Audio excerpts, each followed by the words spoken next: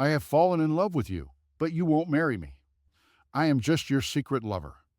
I really want to marry you, by any means necessary, even if it means crossing your bottom line and breaking your principles. During the Mid-Autumn Festival, he took me to meet his parents, but I saw his ex-girlfriend at his house and realized that I was just a substitute. I love someone named Bill, but he won't marry me. I'm just a clandestine bed partner of his. But I really want to get married to him no matter what it takes, or how far it crosses the line of his principles. Bill, I want to get married. I turned my head towards Bill and spoke earnestly from my heart. He looked up at me and then touched my head. Laura, don't be silly. His voice was indulgent, but serious. Yes, he will not marry me because I am only his secret lover. He insists on being single. Bill is 40 years old this year, but does not look greasy at all due to regular exercise and having some assets at home. He's handsome, yet somewhat roguish and bad boyish. But that's exactly why I like him. Not only is he good looking, but also has some money. Looking at Bill again seriously. Bill, I really want to get married. Bill raised his head and looked straight into my eyes, seeing how sincere I was before asking. With whom? With you, came my reply. Laura? His voice remained gentle without indulgence as earlier, compared with before now. There was real anger in it. But still unwilling to back down or compromise, even slightly feeling wronged instead. Bill, I do want marriage. I want to be your wife, want to have kids with you. I don't want to be a mistress anymore. You are neither a mistress nor will ever become my wife. I know that I can only be a bed partner, but I still feel wronged after being with him for 5 years and getting this result. I was very angry. I opened the quilt and got out of bed naked. We had just finished making love, and we hadn't even taken a shower yet. I thought he would at least comfort me in bed, even if he lied to me about wanting to get married at this time. But he didn't. Not getting married is his bottom line, his principle. I put on my clothes, picked up my bag, and phone ready to leave. However, Bill grabbed me. He stood in front of me completely naked, without any shame or embarrassment, as he asked, "Where are you going so late?" "I think we should calm down," came my reply.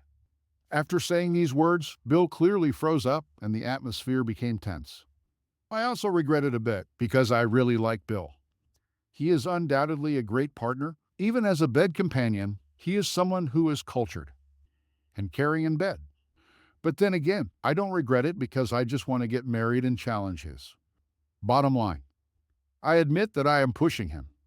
Bill looked at me and then picked me up and put me on the bed. He leaned down to stroke my hair gently with affection. Seeing him still naked, I teased him. "Bill, after all this, do you still want to go for another round?" Bill covered me with the blanket and said, "It's late now. It's not safe for girls to go out at night. You stay here while I leave." I lay there on the bed, watching him dress up before leaving through the door, but turned back asking, "Do you really want to get married?" I thought his attitude had softened, so nodded my head saying, "Yes." Bill didn't say anything else except an affirmative sound before closing the door behind him. He really left, leaving only myself alone in such a big room, wrapped in blankets that still carried his scent. Suddenly, tears streamed down my face uncontrollably. By proposing marriage, my relationship with Bill has come almost full circle as he quickly found himself another bed companion. I stood in front of the floor mirror, looking at myself with wavy curls, wearing sexy camisoles. Elegant yet fashionable, making me forget about my past life as an unsophisticated working girl from rural areas. At 18 years old, very young and naive rebellious age, when following Bill became inevitable. For me, born into a family where boys were preferred over girls made things difficult, especially being sandwiched between siblings without any special attention from either parent. No matter how hard one tried pleasing them, which was never enough compared to what they gave their other children. In protest and to get my parents' attention, I deliberately answered the questions wrongly during my college entrance exam, resulting in failure. Unfortunately, my parents still didn't care about me.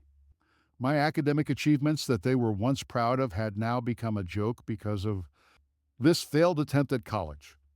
My father sent me to work in a clothing factory with people from our village. After working for 6 months, the wages were collected by the villagers who gave me $1,000, while giving $2,000 to my father. According to him, I was provided food and accommodation as well as work clothes, so there wasn't much money left over. He said I should be content with what I got. I became more rebellious after that experience, which led me to leave without collecting any salary after 5 months of working there. After leaving, I didn't rush into finding another job, but instead spent most of my time playing games at internet cafes where people spoke kindly only if you had good equipment. Then I met a sister. When I ran out of money, she said she could introduce me to some people and help me find a job that paid well. She was very kind and caring towards me, so I trusted her and followed her. Later on, the sister took me to sing karaoke and drink alcohol with many other people, both men and women. I stood in line with a group of girls, feeling like we were being displayed like goods for sale. I felt ashamed. That's when I saw Bill sitting among the men like a boss from TV shows. I didn't dare look at anyone else but him. Then he chose me and took me to a hotel room. While Bill was taking a shower, it suddenly dawned on me what had happened. I realized that this kind-hearted sister had sold me into prostitution instead of just making friends with me. I wanted to run away, but didn't even know how to open the fancy door. I felt so stupid. After Bill finished his shower, he came out wearing only a towel around his waist. He saw my nervousness as if I were stealing something outside the door. He laughed then, asked, "What are you doing?" Startled by his sudden appearance, my back pressed tightly against the door panel while looking at him wearily. Seeing him dressed like that made my face turn red, too embarrassed to look directly at him, but still couldn't resist sneaking glances at his chest muscles through peripheral vision. It was my first time seeing such an attractive man with such an amazing physique. He noticed my gaze, then tugged slightly at the corners of his mouth as if wanting to laugh before holding back again. Bill sat down on the bed, then called out, "Come here."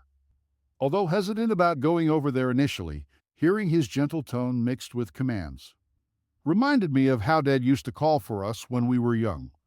I couldn't resist and walked over to stand in front of him.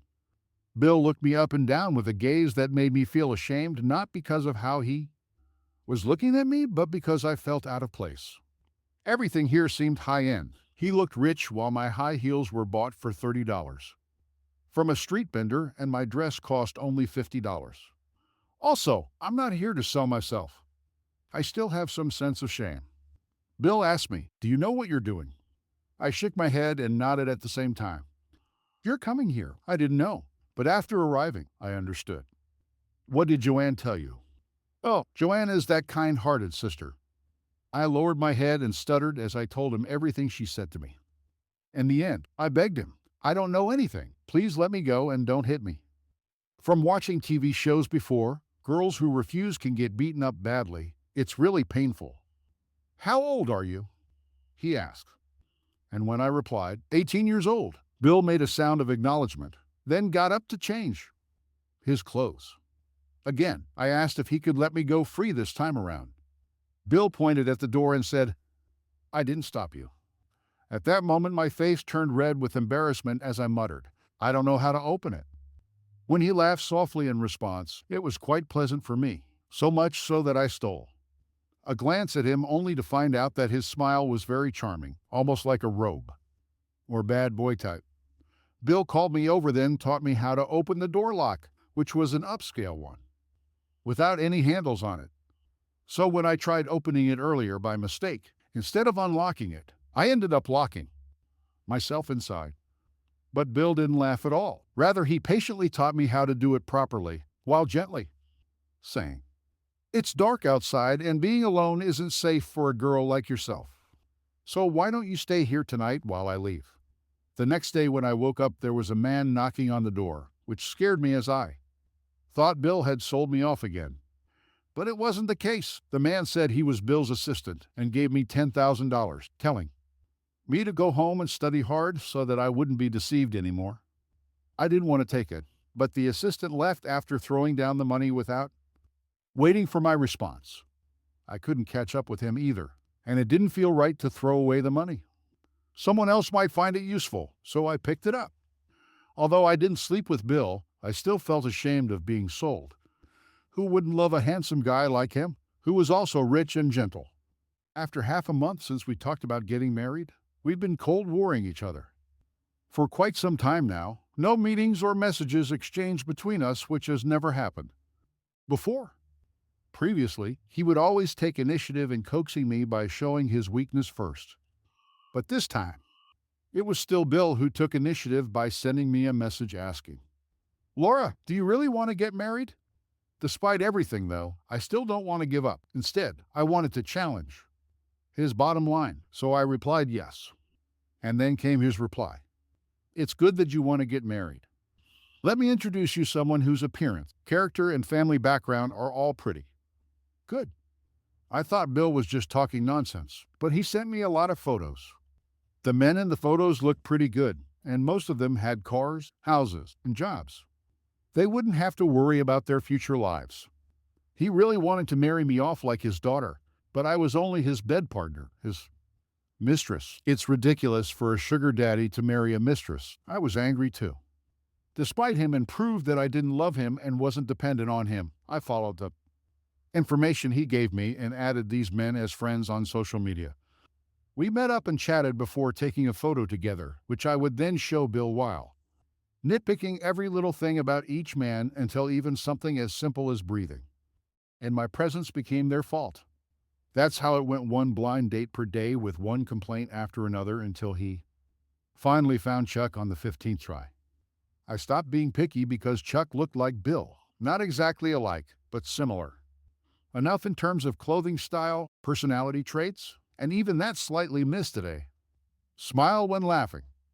Since Chuck resembled Bill by 3/4 or so, there wasn't much left for me to criticize. Chuck took an intimate photo with me where our heads were touching before sending it. To Bill saying, "I'm done picking, it's him. Thank you." After waiting for what felt like forever without any response from Bill, I began thinking maybe he was jealous or ready to compromise. But then he messaged back, breaking all my hopes and happiness. "Good. Congratulations. Chuck is good, don't worry." Seeing those 3 consecutive messages made me both angry and want to cry. My feelings towards him were mixed with love-hate emotions. Ever since we started dating when I was 18 years old, he treated me like his daughter, supporting my education through college while teaching me how to navigate social situations and how to conduct myself. He even helped me open a store and supported all my hobbies. But he also treated me like his mistress, constantly trying new things in bed for 5 years before marrying me off like his daughter.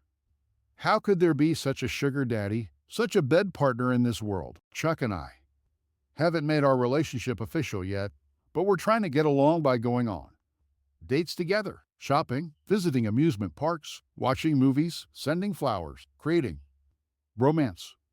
Every time I go out with Chuck, I tell Bill about it while showing him photos of what we did or ate or saw. Even the more intimate photos where we held hands or leaned against each other while making heart shapes were sent to him. Just like this, I showed the pictures to Bill. Chuck wanted to kiss me and I tried hard to let him, but I couldn't do it. I don't like being touched by someone who doesn't love me. But even though I sent the photos out, there was no response from Bill. He didn't block or delete me either. Maybe my actions weren't enough of a stimulus or my determination wasn't strong enough. So Bill didn't feel anything, and I still can't let go. To force him and also force myself to give up, I did something big. Chuck and I got a hotel room together at the same hotel where we met when we were 18 years old, and then I sent a video to Bill. It was a video of me telling Chuck to take a shower first. I thought it would be ignored again, but actually preferred that he ignored it because his reply was, "If you don't want children yet, make sure you use protection." One sentence made me feel powerless and caused me to collapse emotionally. He really doesn't love me so much that he wouldn't care if slept with another man. When Chuck finished taking his shower and came out of the bathroom wrapped in only a towel, around his lower body similar, an appearance as Bill's 5 years ago when we were 18 years old. Today felt like going back in time. Seeing him made my tears flow harder as they blurred my vision while lying on the bed crying. Chuck froze for a moment before asking worriedly with tenderness, "What's wrong?" Looking up at Chuck through teary eyes, saying repeatedly, "I'm sorry," while sobbing uncontrollably. Repeating over and over again, "You're not him." I don't know what expression Chuck had on his face at that moment. All I heard was his gentle voice saying, "It's okay, I understand. We can try again, I can wait." But I didn't want to deceive Chuck or use him as a substitute because no one could replace Bill. 5 years ago, when I should have left, and now 5 years later, after leaving the hotel room with Chuck, he still contacted me and asked me out, saying that he knew how much he liked me and was willing to wait for me to fall in love with him. I refused his offer and blocked Chuck's number because I shouldn't harm others. My love for Bill is even greater than what I imagined it would be, loving this mature, stable, gentle man who cares about my feelings so deeply, even though he doesn't love me back. Although I really love him and want to show weakness sometimes, but being spoiled by him for 5 years has made it difficult for me to take the initiative or lower my head towards him. This is the pride that he gave me, which allowed me to become arrogant from being pampered. Just when I was looking for reasons on how not make it obvious, while trying hard enough to please him without showing any signs of weakness, fate gave me an opportunity. It had been 2 months since my last period. That day during our Cold War, we did not use protection. And then I thought maybe I'm pregnant. I was very happy and couldn't wait to tell Bill this news, despite it being April Fool's Day. I sent him a message. "Bill, I think I'm pregnant with your child." 2 minutes after sending the message, I became calm and scared. We had an argument and didn't see each other for 2 months. During that time, I even sent him a video of us having sex. Would he believe that I was pregnant with his child? I thought Bill wouldn't believe me or even respond to my messages. He might get angry and misunderstand me as trying to trick him into marrying me by using pregnancy as leverage. More enough, Bill didn't reply to my message. I was afraid to send another one because he might have turned on friend verification or blocked me altogether. As his mistress and bed partner, how could I love him so much that it brought me down to this level? Laura? The room was pitch black, lying in bed crying uncontrollably when suddenly Bill's voice came through, still caring and gentle, but also terrifying. The lights were turned on brightly, which made my eyes squint from all the tears streaming down my face as Bill appeared at the door, sobbingly pleading with him not to kick her out anymore. She promised she would behave herself. He did come over initially intending to kick her out since this house belonged solely to him now. But 5 years ago it was Laura who begged for freedom, while today she cried, begging for mercy instead. How did things end up like this? How did someone who once had shame and dignity become so lowly? Bill held her tightly in his arms, letting her bury her face into his chest where she could smell his scent again, something indescribable yet pleasant, which made Laura feel safe again, knowing he wasn't going anywhere anytime soon. As usual, Bill remained gentle, stroking Laura's hair, while comforting her until finally calming down from all the sobbing fits before asking if he believed that Chuck was the father of her child. Laura pleaded with him to believe that it was his and even offered to get an abortion if he didn't want a child. "Laura, 10 years ago, I had a vasectomy," Bill said seriously. For Laura, Bill's words were like thunder on a sunny day. They stunned her completely. Is he really sterilized, or is he afraid that I will pressure him into marriage and deliberately deceive me? If he has really been sterilized for 5 years, why does he always wear a condom? Just during the safe period, he always wears one. The last time was an exception because I begged him not to wear it. It's more likely that he doesn't trust me and is using this as an excuse to expose me. I looked at Bill foolishly, like seeing a stranger. Suddenly, I felt like I didn't know him anymore. Bill looked at me helplessly and took something out of his bag. "Laura, this is a pregnancy test stick. You should go test yourself first." I felt like a full balloon suddenly being punctured with a hole and deflated. I just stared at Bill without any strength to explain. "In the end, you still don't believe me." Bill didn't say anything, but brought the pregnancy test stick directly to the bathroom, Where? He handed it over to me.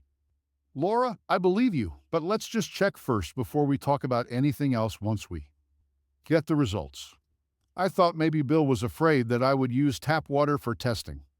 He still doesn't trust me. This made me even angrier, holding my breath after collecting my urine sample in the cup, then handing it over directly to him, telling him to do his own testing instead.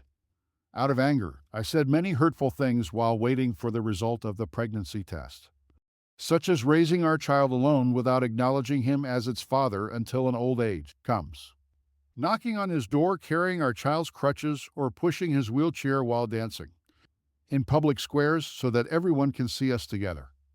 Anyway, they were all childish words. Soon enough, the result came out. Only one line appeared on the pregnancy test strip indicating negative, which means no pregnancy detected.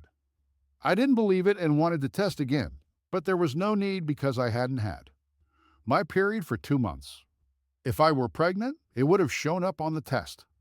So there is only one result: I am not pregnant. Bill told me. I really got sterilized. You're not pregnant. I suddenly felt very powerless. I couldn't prove that I wasn't pregnant, that I hadn't slept with Chuck or betrayed him. He wouldn't believe me anymore. It's okay, let's not dwell on it anymore. I begged and given up my pride and dignity already. For the last bit of self-respect, I'll leave on my own without being chased away by anyone else. I thought about packing my clothes, but then realized they were all bought by Bill and decided to leave them behind along with even my dear Bill, who was unattainable for me. Now, as I silently walked out of the bathroom and reached for the doorknob to leave, Bill suddenly hugged me from behind and rested his chin on my shoulder, saying, Laura, don't go. I didn't know if it was just my imagination, but it sounded like he was pleading with me, which couldn't be true since he didn't believe in me anyway. I put my hand over his, trying to pry myself free, saying, Bill, let go of me. You won't believe what happened. But he held on to me tightly, saying, Laura, I trust you. I didn't believe him, though. How could a man who had watched such videos still have faith? And someone like me? I don't want this incident to become a reason for us to fight later, I said. This sentence had been spoken 5 years ago, as well, when we first met, but this time around, Bill did not let go of me. Instead, he held on to me tighter, burying his face into the nape of neck, repeating, Laura, trust me. Every time something happened between us, he continued speaking softly into her ear while holding her close against himself. I've always been there watching everything unfold before our eyes. Laura, please stay, he pleaded again. Don't walk away from us, because right now, more than ever before, I need you. I didn't dare to think too much about Bill's words. All I knew was that he was showing his vulnerability and needed me, so we could continue. So I turned around and hugged him back, standing on my tiptoes while holding on to his face and kissing him passionately. We had missed each other for 2 months now. Even the physical longing was there. I hooked my arms around his neck, cooing in a seductive voice like a kitten, begging, Bill, love me fiercely. Physical love is still love after all. That night I became like a succubus who craved male energy. I have been pursuing Bill all along. He is still sharp and capable, but I am not satisfied. I cling to him in every way possible, no matter where we are or what he does, until I say stop. Even when he wants me the most, I deliberately refuse to cooperate with him and tell him that I will not be his bed partner or mistress anymore. This time, he did not refuse me. Instead, he gently agreed and released himself under my cooperation. Finally, he was willing to deceive me once again. Indeed, men need to be hungry for a while. That night, Bill and I were very busy and tired until he said it was enough and asked me to let him go. We stopped then, but remained clear-headed as we held each other tightly. Nestled in his arms, listening to his heartbeat, made me feel like the world was beautiful. I didn't want to ruin this moment of beauty by saying anything at all. Just holding on to him, smelling his scent, made me miss him even more than before. He also didn't speak much, but played with my hair affectionately. It seemed like he really liked my hair. As I was about to fall asleep, I heard Bill's voice saying, Lower, everything that I've said is true. With blurry eyes looking up at him, asking, What? He petted my head tenderly and replied softly, "Just sleep." We had been apart for 2 months after fighting for 2 months straight before. Suddenly making up again, so close together that we never left the house unless necessary. We didn't necessarily do anything special. Just being together was enough even if one of us worked on their computer while the other played on their phone nearby or watched soap operas. Together when they finished work, everything felt stickier and sweeter than these past 5 years combined. 3 days later, though, Bill told me to dress up nicely because we were going out. When I asked him where we were going, he just smiled and said, "You'll see when we get there." He added, "We're something pretty." If I had known in advance where he was taking me or who he wanted me to meet, I think I would have refused, because someone will break my current happiness. Bill took me to meet his friends. Very good friends, different from the kind of friends who used to sing karaoke and hang out 5 years ago. It can be seen that these are true friends. When they looked at me, they were all stunned. I didn't know what they were thinking. I was just immersed in the joy and happiness of Bill taking me to meet his friends. Because Bill introduced me to them and also introduced them to me. The way Bill introduced me was like this: "Laura is my woman, a legitimate and visible woman." I never thought that Bill would introduce me like this. I looked at him with surprise and felt that he was shining at this moment. Therefore, I didn't see the strange expressions on his friends' faces. At this moment, I was too happy and too happy. Later on, I was also very happy because Bill really cherished and loved me deeply in his heart. I wanted to eat food from the neighboring city. He finished his work quickly, then drove us there. He often takes me to visit his friends' places for socializing purposes, as long as it's not work-related matters or appointments with others. He always brings along with him introducing myself as his woman, even though we haven't gotten married yet, even if it's just like this arrangement between us now. It already satisfies my needs greatly, making myself feel contented enough being so happy already. Until one day before Mid-Autumn Festival, when an even greater happiness came along. Bill took me shopping for clothes and asked if I could straighten my wavy hair, because tomorrow is his father's birthday during Mid-Autumn Festival celebration. I looked at him waiting for more information after our last argument, where I dared not ask for much anymore, but instead let things be. Bill was busy straightening my hair and said, "I'll take you home tomorrow." I didn't dare to ask too much. I only knew that he wanted to take me home to meet his parents, which was a good start. I stopped thinking about it because this is already quite good for me. In order to prepare for meeting his parents the next day, I became nervous. Their family is rich, while I am just a poor person who happens to be an upper-class mistress. I'm afraid they won't agree with us being together. I'm afraid of their disgust and rejection towards me. And I'm also scared that they might kick me out of their house if things don't go well. But still, I want to try my best and fight for our love. Bill saw my nervousness and comforted me. Not to be afraid, because he's there for me always. On Mid-Autumn Festival Day, I followed Bill back home, where we met his parents, and also his first love. I carried the carefully selected gift that Bill and I picked out together to his parents' house. Bill's father had a stern look on his face, which was a bit scary, but Bill's mother looked kind and easygoing. When they saw me, they were also surprised for a moment, but soon Bill's mother took the gift from my hand with a smile and handed it to Bill before taking my hand and saying, "You must be Laura. Bill has mentioned you many times before. Why did it take so long for you to come? I've been looking forward to meeting you." I felt happy, shy, and nervous all at once as I replied, "Auntie's hair is very black. Not even one strand of white hair can be seen on her head. She looks younger than my mom." Bill's mother left and led me inside for some conversation, while ordering fruits that she knew I liked from the servant. Bill's father spoke little, but occasionally asked me questions in an approachable manner without being harsh or difficult to talk with. Moreover, Bill helped me speak up when needed, so everything went smoothly until dinner time arrived. Dinner was sumptuous with dishes that I loved eating. It wasn't as embarrassing or difficult as what I had imagined beforehand, since they seemed satisfied with me. As we sat down at the table, ready to eat our meal, Bill's mother smiled and asked, "Bill, are you getting married this time?" My lips pursed nervously, waiting for Bill's answer because deep down inside of me still cared about him despite trying not too much anymore. However, just then when he hadn't answered, yet suddenly there came footsteps of high heels outside, followed by someone calling out Miss Marcy's name, causing everyone, including myself, feeling uneasy, especially seeing how their faces changed upon hearing her name. I didn't know who Miss Marcy was nor why Bill became nervous or scared after hearing her name. He tightly held on to my hand and whispered, "Laura, don't look." I didn't understand why he was so nervous or scared until I saw Miss Marcy's face. She looked like me. No, wait, it was the other way around. I looked like her. But no, we didn't look alike at all because she was older than me. Suddenly, a sharp pain shot through my body as if every breath hurt, while my ears rang with many voices, but only Miss Marcy's voice could be heard clearly. Her words were sharp and hurtful with each sentence. Miss Marcy said, "Bill, I'm back."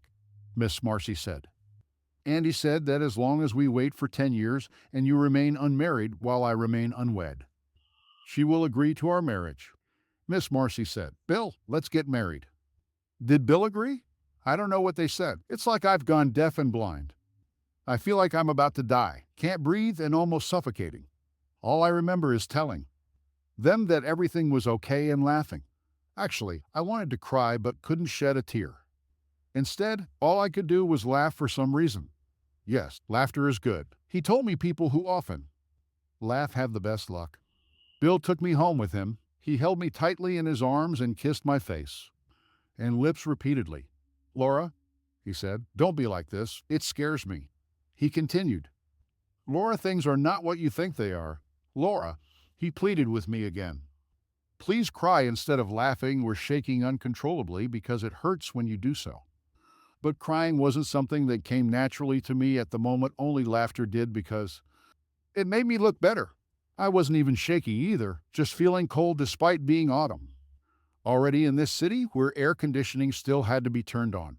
Perhaps the AC temperature was too low. If so, then turning off the AC would make things warmer. But I wanted to sleep. I covered myself with a blanket and quickly fell asleep. I couldn't hear what Bill was saying. All I felt was that it wasn't cold anymore, it was hot, and the pain had gone away.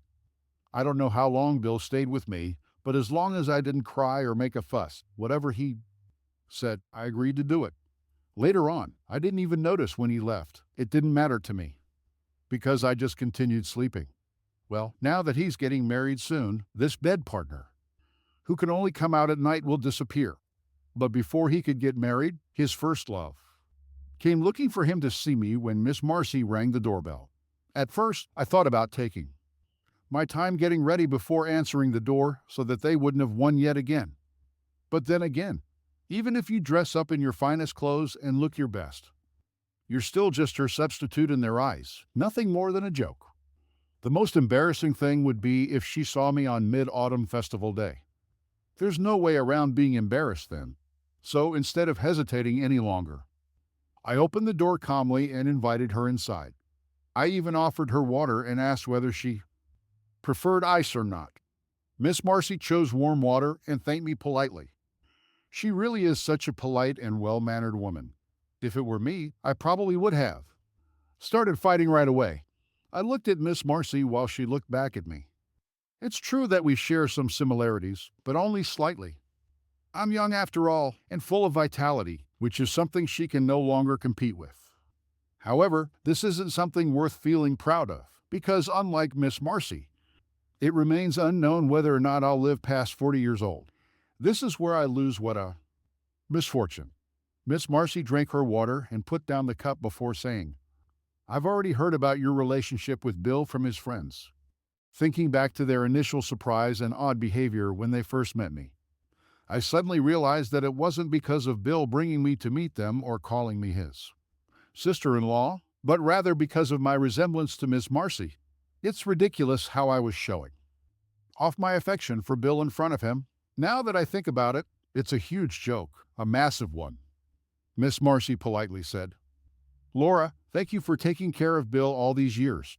He has a bad temper, and you have worked hard." I looked up at Miss Marcy and felt like what she said was wrong.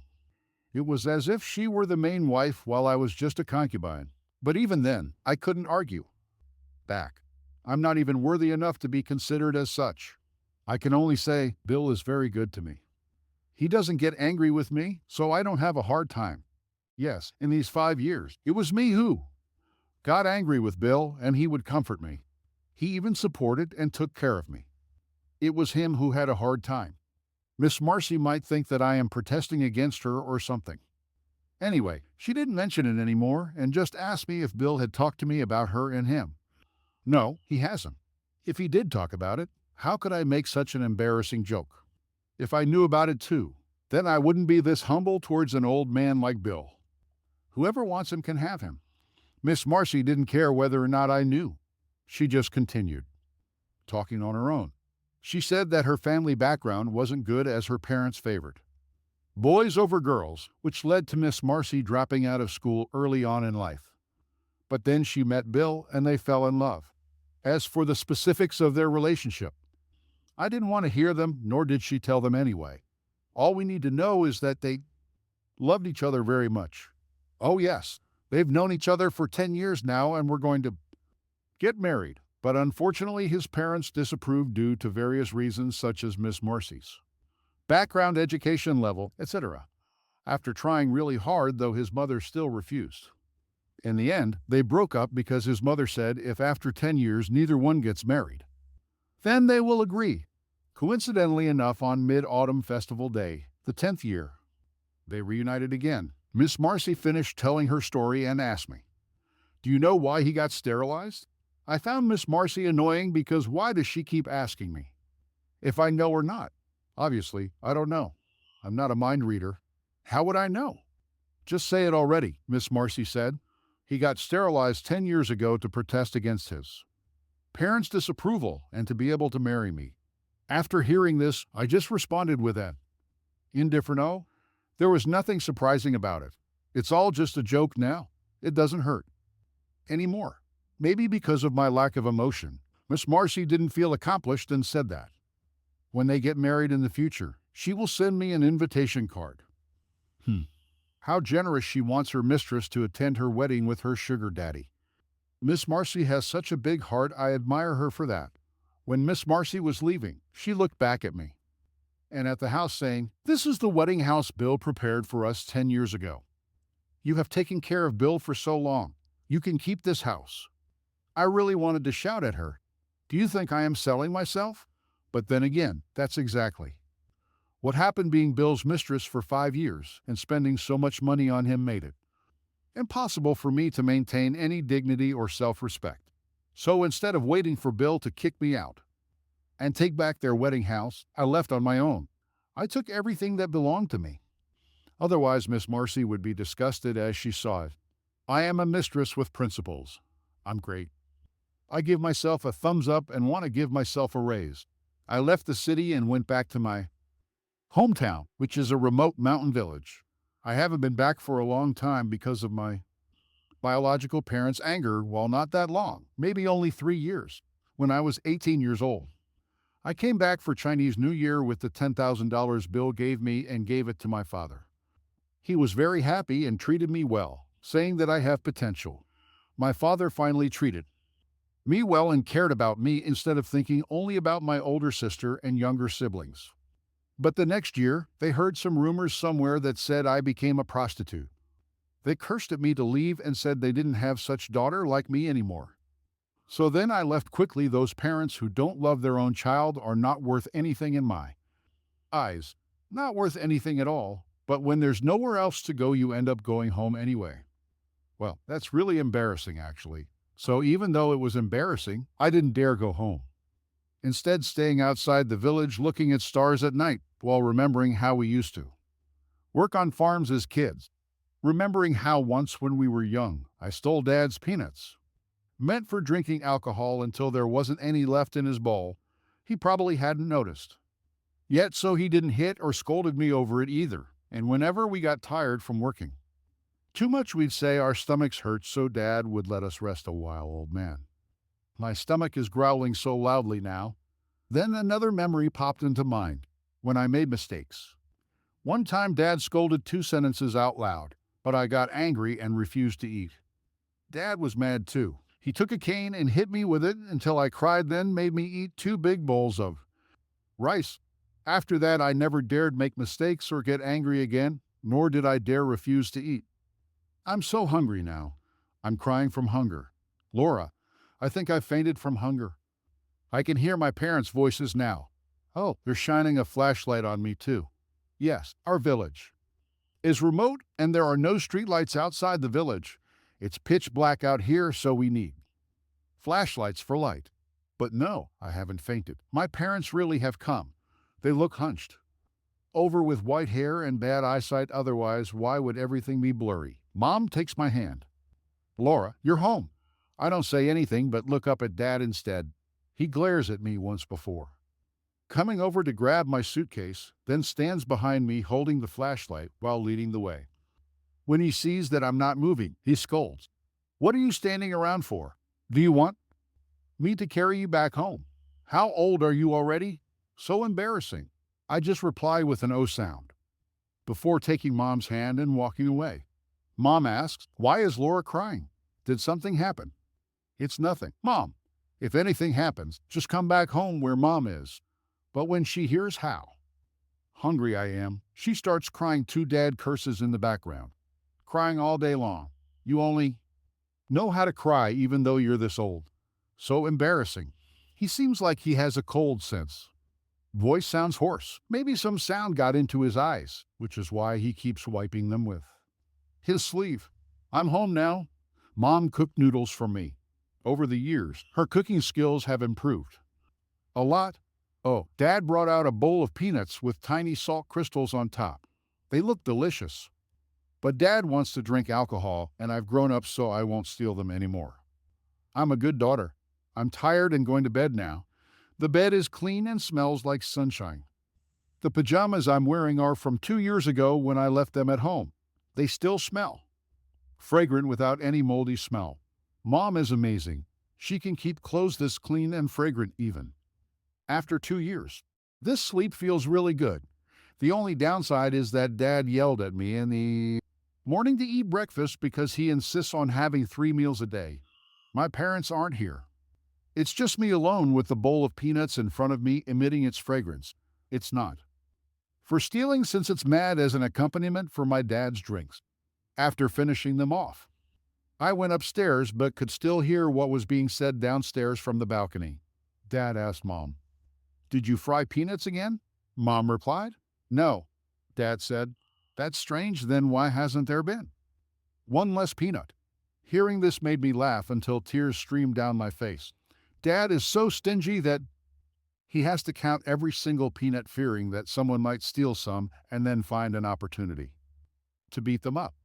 At noon, I stole some more peanuts while flattening out the surface afterwards so that Dad wouldn't notice anything amiss due to his old age, causing him poor eyesight. Truly cunning of me. Dad definitely didn't realize it, or else why wouldn't he have beaten me?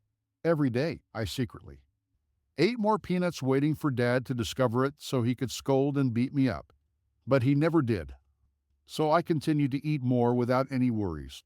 Although I'm afraid of Dad beating me at home, life is still happy and passes by quickly. However, at night I have trouble sleeping and my heart isn't good either. My eyes are also sick. They tear up easily, which makes me want to say that we shouldn't waste water like this since the country advocates for saving water. Maybe Bill's friend told me a lot of things about how Bill met Miss Marcy, how they got together, and how they broke up. I heard different versions of their love story from them. Miss Marcy was Bill's first love, whom he met at a nightclub where she worked as an atmosphere coordinator. She was beautiful and charming, so they quickly became a couple. At that time, Bill was young and impulsive, willing to do anything for love. He even cut off ties with his parents and left home with nothing just to be with Miss Marcy. They went through thick and thin together until there came a point when they almost gave up on each other because of financial difficulties caused by Bill's failed business venture. They had to live in the basement due to debt problems while also dealing with health issues, but despite all this hardship, Bill's parents refused to help him or let him come back home. Eventually, Miss Marcy came forward with some money which helped pay off their debts and cover medical expenses for both of them, after which Bill decided to give up on his entrepreneurial dreams and settle down as an employee instead. Soon after that, Miss Marcy became pregnant, but when it came time for marriage, plans her family did not approve of the union, causing tension between the two families, leading ultimately toward separation rather than reconciliation. Bill could not bear seeing his loved ones suffer any longer, so he made the difficult decision to leave everything behind, including his relationship with Miss Marcy, who eventually took the money offered by her family members before leaving abroad alone without telling anyone else what happened next. As far as Laura is concerned, she seems like someone special, since out of all women, only she has been brought home by Bill in front of everyone else, according to friends who have spoken about this matter openly among themselves over drinks, etc. However, these same people claim that Laura is cleaner than Miss Marcy, implying something more than just physical cleanliness. I don't know what to say. I haven't replied to them yet, but I have checked Bill's chat history, and there is no new information there. If he doesn't contact me, then these stories are definitely not true. Men always cover for each other and speak well of their friends, so I understand this behavior from his friends. But then Miss Marcy called me and apologized for her words that day, saying that she mixed truth with lies, which led to misunderstandings about Bill being a good man who had given up on her. She also emphasized that she really did take $1 million to get an abortion after becoming pregnant by someone else while working as a hostess at the club where they met, before claiming it was Bill's child in order to marry him, since having a baby would make it easier for her family members who were against their union, due mainly because of class differences between both families. Miss Marcy envied me and asked me to forgive Bill, but I still haven't forgiven him because he never reached out to me. He doesn't care. It has nothing to do with the existence of Miss Marcy. I didn't wait for Bill, but I waited for his parents and their luxurious car that stood out in our village. They were dressed in expensive clothes, which contrasted sharply with my dusty kitchen. They didn't come to see me first. They talked to my parents instead. I don't know what they said, but I saw my father sitting under the withered vine tree in the yard, smoking a lot of cigarettes while apologizing to me later on. Laura, Dad was wrong. My father apologized for hitting and disowning me when he found out that I went out selling things that year. I didn't expect him to apologize like this before. He then said, as long as he comes here and admits his mistake to you, if you're willing, Dad will agree. Will Bill come? I don't know anymore. After all, it's been 3 months since I came back without seeing anyone or receiving any messages from him. The new year is coming soon too. But then Bill finally came by himself, driving a car, looking thin and much older than before, only 10 years younger than my dad. Bill stood in front of me and said, Laura, don't leave. I need you. This sentence was only spoken 3 times by Bill. The first time was today. The second time was 6 months ago when we had an argument on what turned out to be the day she thought she got pregnant. And the first time was when I agreed to be his bed partner 5 years ago. That time when I took $10,000 from a friend who gave us his address. That time when he got drunk and I cooked sober soup for him. And that time when I stayed with him all night. Then the next day when I was about to leave, he said to me like this, Laura, don't go. I need you. After 5 years of entanglement. It's still this sentence that moves me because no one has ever needed me before. I looked up at him and asked, will you still bow your head to me in the future? Bill smiled and replied, you're so short, I won't bow my head. He lowered his head and whispered in my ear, how should we kiss?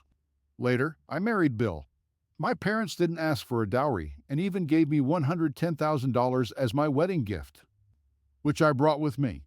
Later on, I asked Bill, why didn't you explain? He said that his ex-girlfriend was unbearable, but he didn't want to speak ill of her and wanted to part ways amicably. I also asked my in-laws, and they had similar explanations. They hadn't planned on telling Bill either. It wasn't until the time when Bill became depressed that they were forced to tell him the truth. Sometimes I still get upset with him and say things like, if only we hadn't gotten married. Then I could have been your mistress or bed partner instead. You would have pampered me every day. without making me angry. He feels helpless about it and says, Laura, I never said anything about keeping a mistress or having a bed partner. And now that I think about it, except for the one time when Joan tricked us into going to a hotel where she paid us $10,000 for our services together, which was the last time he never gave me any money again. I did pay back that $10,000 later though, supporting my education and providing food, clothing, and shelter doesn't count as taking advantage of someone, right? Whenever I question this point, he just taps my forehead saying, I had foresight in cultivating my own wife. This is called nurturing. But there's no way I believe his twisted logic. He just grins at me, mischievously saying, think back to our first time together. What did I say? The memory is so vivid. When we weren't happy before, he told me he was taking an afternoon nap. So then what happened? Well, I called him over asking him to sleep next to me. He did, and we even kissed. I was so nervous at the time that my whole body was shaking. He asked me, is this your first time? I nervously replied with a sound of agreement and then shook my head. Anyway, he was very gentle with me and I don't remember much about what he said that day except for being extremely nervous. All I remember is how difficult it was for him to enter me. His sweat dripped onto my face. Now thinking back on it carefully, he did ask me, Laura, do you really want to be with me? And I answered nervously, yes. Then he asked again, Laura, if I marry you, would you mind the age difference? At the time when everything seemed hazy to me, all I could say in response was, no. But as it turns out, the age difference isn't too bad after all. Oh, it was me who climbed onto his bed first. How embarrassing. It turns out that I've been misunderstanding our relationship all along. But wait, I remember grabbing his ear and asking him, why don't you answer me when I ask what kind of relationship we have? I've asked him several times over the past 5 years. And he just sighed and said, think about my answer.